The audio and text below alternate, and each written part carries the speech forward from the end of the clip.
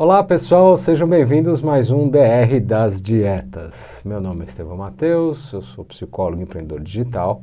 E eu sou Ana Maria, médica com especialização em nutrologia e revisões sistemáticas e meta-análises. Pessoal, antes de iniciar o vídeo, não esqueça de dar o triplo C, compartilhar, curtir e comentar e se inscrever, para que o algoritmo do YouTube entenda que esse vídeo tem conteúdo relevante, baseado em pesquisas científicas. E evidências médicas. Em evidências médicas.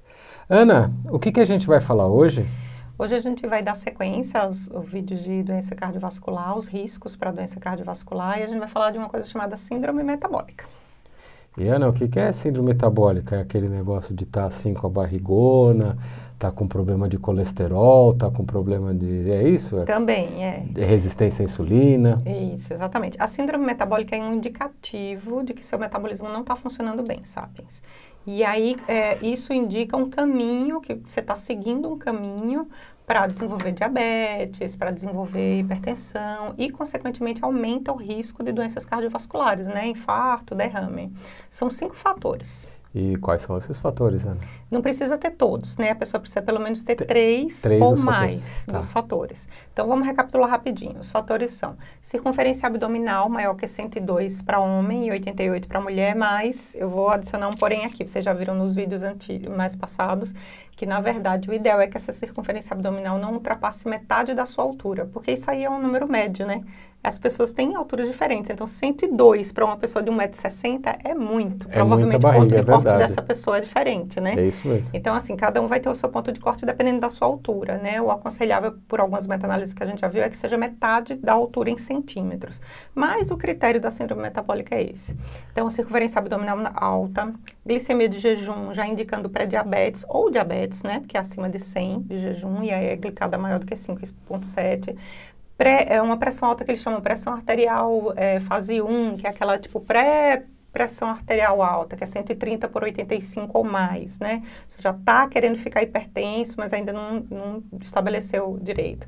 Triglicérides maior do que 150 e o HDL menor que 40 em homens e menor do que 50 em mulheres. Então, sapiens, verifica aí os seus números e dá uma passada no seu médico e pede aqueles exames básicos aí para saber se você já está entrando em síndrome metabólica e pode ter algum problema cardíaco, diabetes, esse tipo de coisa. Porque se você já descobrir a síndrome metabólica, você já trata antes de desenvolver essas doenças todas. Isso que é o mais legal da síndrome metabólica. Querendo ou não, a gente criticar esses critérios, que podem ser mais rigorosos, menos rigorosos, ele é uma maneira de você saber que você está no caminho errado do metabolismo. E aí, com isso, você conseguir evitar que coisas se compliquem no futuro, né?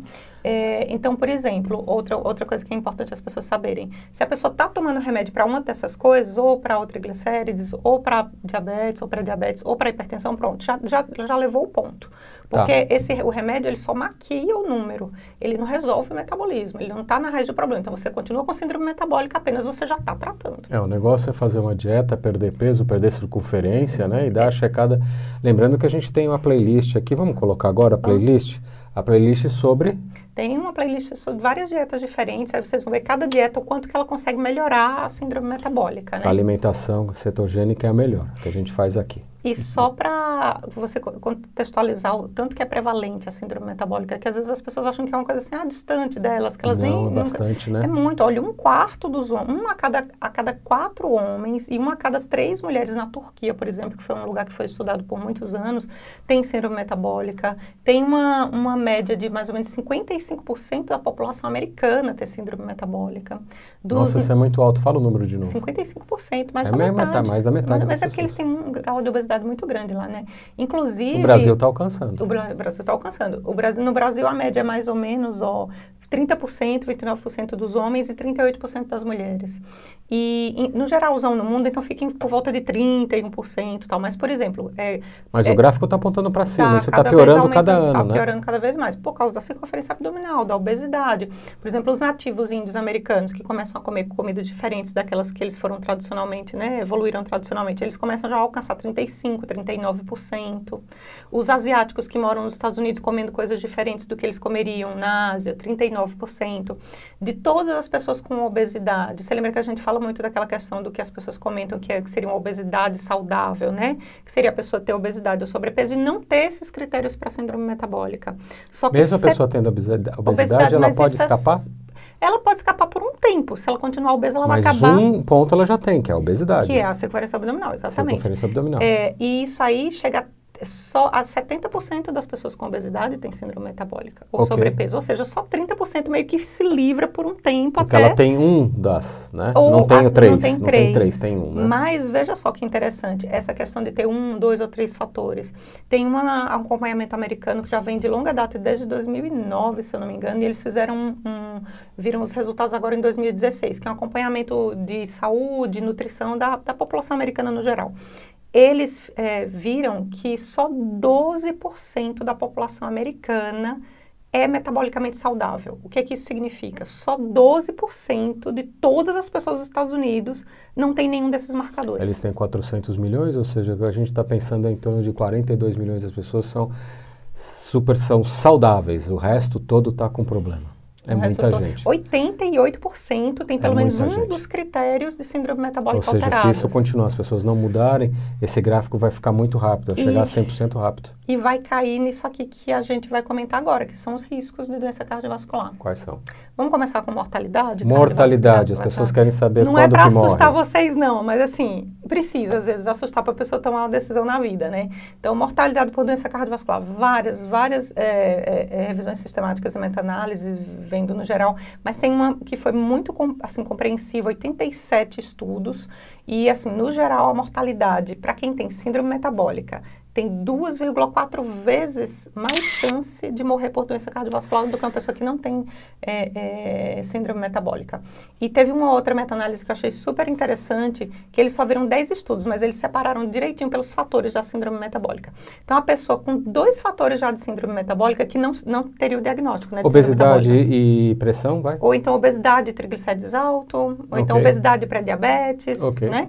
Já tem quase 4 vezes mais risco de ter doença coronariana do coração. Como você diz sempre nos vídeos, quando o número é 4, 3, 4 é muito alavancado, é muito perigoso, sim, né? É uma associação de força muito grande. Essa associação de força, mesmo sendo estudo observacional, você tem que levar em consideração acima de 3 vezes o risco. Acima de 2, a gente já fica assim de orelha em pé, né, Sapiens? Então, assim, tem vários estudos, a gente vai colocar mais detalhes nos posts, que não sei se vocês estão seguindo os posts da comunidade, mas sempre a gente coloca as informações lá. Mas vai ter quantas vezes aumenta risco de ter um evento cardíaco ou risco de ter um infarto, um derrame, mas fica tudo por assim, por volta de 3, 4 vezes. Por exemplo, a síndrome metabólica, 3 critérios, 3, 4 ou 5 já aumenta 4 vezes o risco de ter algum evento cardíaco coronariano, né? Mortalidade, por exemplo, a pessoa se hospitaliza com angina ou com infarto. Quem tem síndrome metabólica tem 2,4 vezes mais chance de morrer por causa de um infarto ou de uma angina do que uma pessoa que não tem. Passou de uma vez aí, é muito alto, né, gente? Puxa vida. Um já é muito alto, né? Não, é que é igual, né? Um seria assim, tanto faz, você tem uma coisa ou outra, é como jogar uma moeda para cima, de 50% de chance de ter uma coisa ou outra. Aí, se você passar de 1,2, 1,8, eles já consideram um risco moderado. Mas risco alto mesmo é acima de 3 vezes. Ana, deu para perceber que quem tem pressão alta quanto diabetes pode ser componente dessa síndrome metabólica forte, eles são 2 dos componentes mais prevalentes da síndrome metabólica. Para ter doença cardiovascular. Para ter síndrome metabólica e, consequentemente, da síndrome metabólica aumentar o risco de doença cardiovascular, né? Gente, a gente está falando de diabetes tipo 2. Inclusive a resistência à insulina é uma das principais coisas que causam várias alterações ali nessa síndrome metabólica. O pessoal lembra o que é resistência à insulina? Que a insulina não está entrando, mas não está jogando mais o carboidrato para dentro, Isso, às vezes você nem tem diabetes tipo 1, que é aquele que falta insulina, não é o caso. Você tem excesso de insulina porque você já guardou energia demais, as células gordurosas já estão cheias, elas não estão aguentando mais energia, elas devolvem, e aí o seu pâncreas fica forçando, aumentando a insulina para você poder conseguir colocar a glicose para dentro da célula, senão você vira diabético. Então, até isso acontecer, você fica com resistência à insulina. E a resistência à insulina sozinha, tem um estudo muito legal, que mostrou um risco de 2,3 até 5 vezes mais de só resistência à insulina sozinha já aumentar o risco de doença cardiovascular. Porque Então ela... quer dizer que essa pergunta é para o próximo vídeo que a gente vai responder? Não, que a gente vai responder sobre tem a ver, né? Porque diabetes... É isso mesmo, razão. né? É. Então, assim, resistência à insulina que causa, depois o diabetes, que causa o triglicérides ficar alto, que causa o HDL ficar baixo, que causa a circunferência abdominal ficar maior do que o normal. E ela tem ação no rim e pode alterar a pressão. Então, a resistência à insulina, na verdade, é a raiz do problema de toda a síndrome metabólica. E aí, como o diabetes é uma das coisas mais, assim, que acaba identificando, Prevalente, né? a gente vai ver esse fator da síndrome metabólica no próximo vídeo, que é especificamente sobre diabetes. Gente, muito obrigado você que ficou até aqui, que curtiu, que compartilhou, que comentou. Até o próximo DR das dietas. Muito obrigado para você que ficou até aqui. E para aquelas pessoas que saíram na metade, e aquelas pessoas que se inscreveram, para todo mundo. Tchau, Tchau, gente.